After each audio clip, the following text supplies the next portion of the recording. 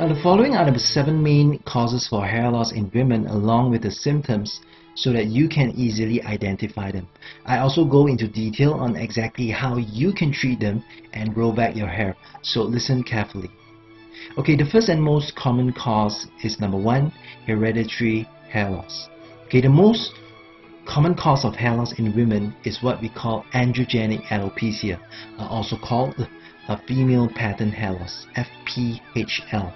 Okay, this is an inherited condition in which you have certain genes which makes your hair susceptible to hair loss when exposed to the normal small amount of androgens, also known as male hormones, which all women have. Okay, this gene can be inherited from either your mother or your father's side of the family, though you're more likely to have it if both your parents had hair loss.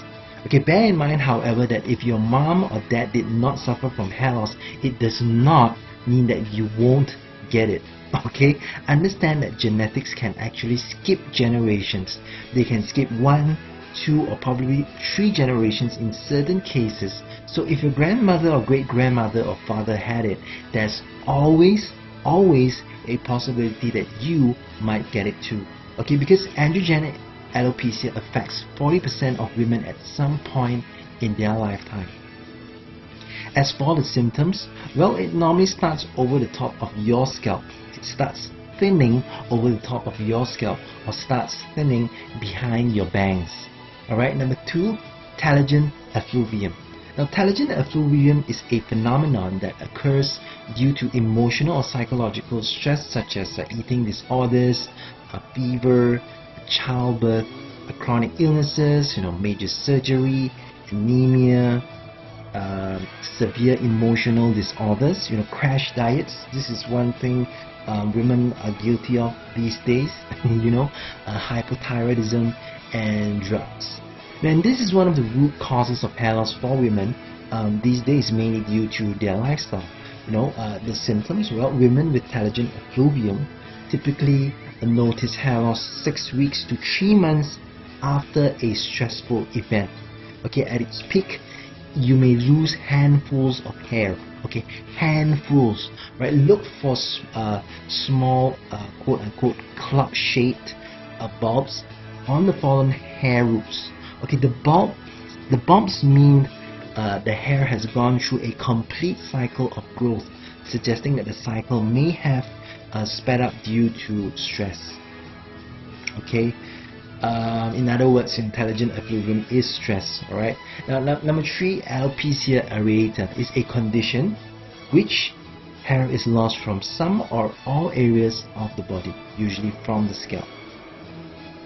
Okay, because it causes bald spots on the scalp, especially in the first stages. It is sometimes called spot baldness. The symptoms, well, this is the easiest to identify, which is when you see large chunks of bald spots on your head.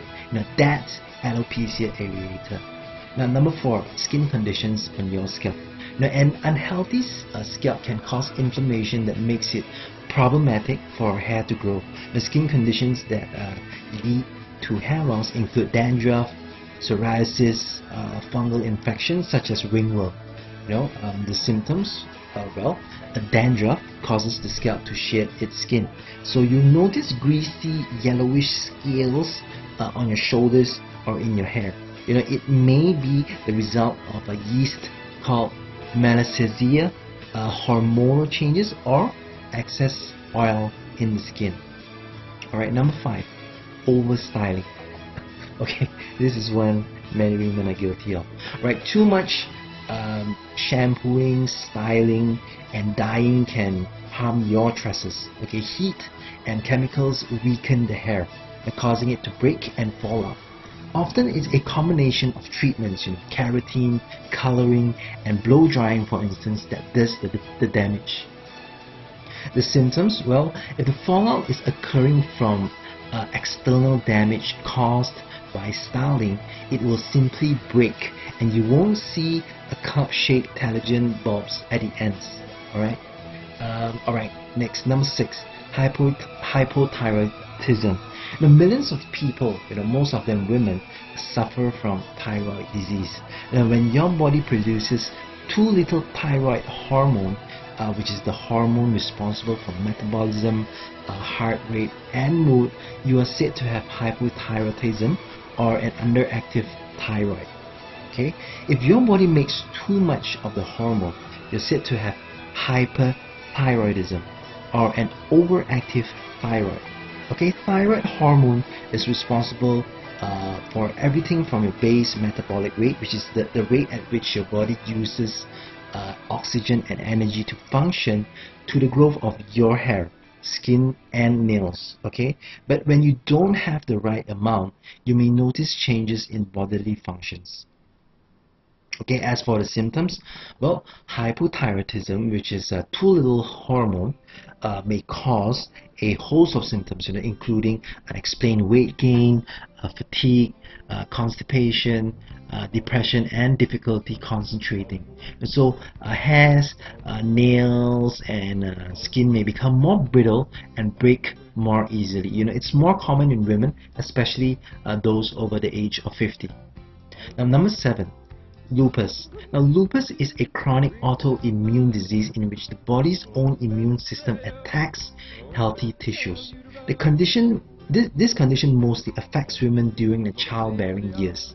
Now, as for the symptoms, well, lupus often causes extreme fatigue, headaches, oral ulcers, and painful swollen joints.